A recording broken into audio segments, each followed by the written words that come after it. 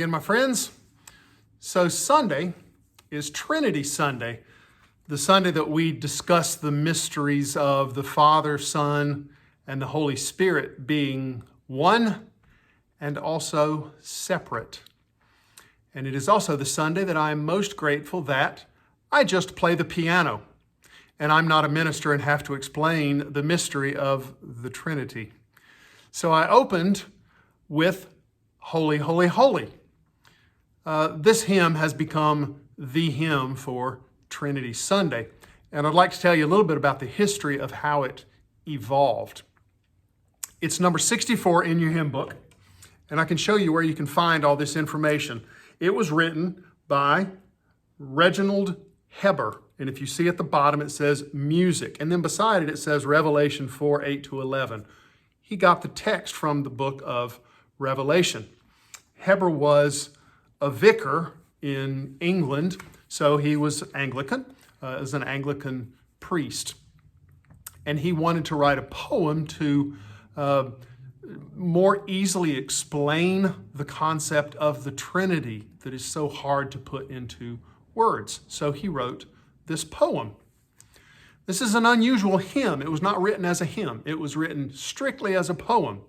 And I'll tell you what the challenge is. The meter is 11, 12, 12, 10. So meter means how many syllables are in each line. The church's one foundation is Jesus Christ her Lord. That's 13.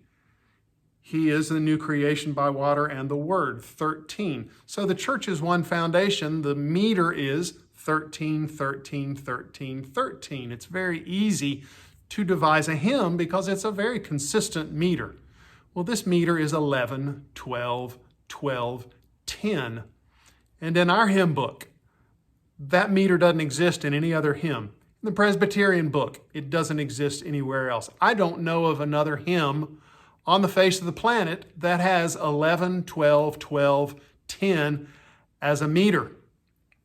Well, in 1862, this fellow, and again, music, his name's John Dykes,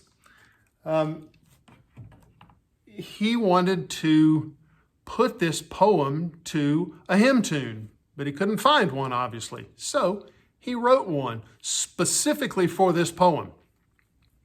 And as a matter of fact, I don't know any other version of Holy, Holy, Holy than what we have in our hymnal.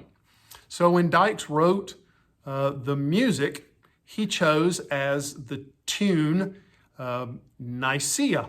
When you write a tune to a hymn, you get to name it something. And if you look on the bottom, it says Nicaea.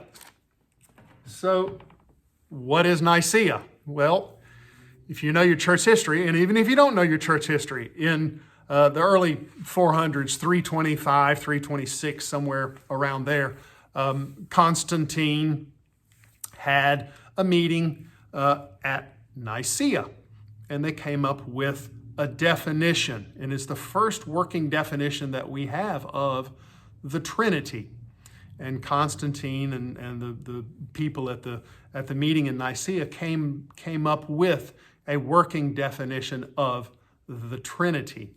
So Dykes picked Nicaea as his hymn tune in honor of that meeting. So as I said, this hymn only presents itself in this way. The Presbyterians have this hymn. The Methodists have this hymn. The Baptists use this hymn. There is no denomination that I know save the Church of Latter-day Saints. Their idea of the Trinity is slightly different. That's the only denomination that I know that does not use Holy, Holy, Holy in their hymnal. And I will be playing it for the prelude on Sunday, so I hope you enjoy a little history. Peace to you all.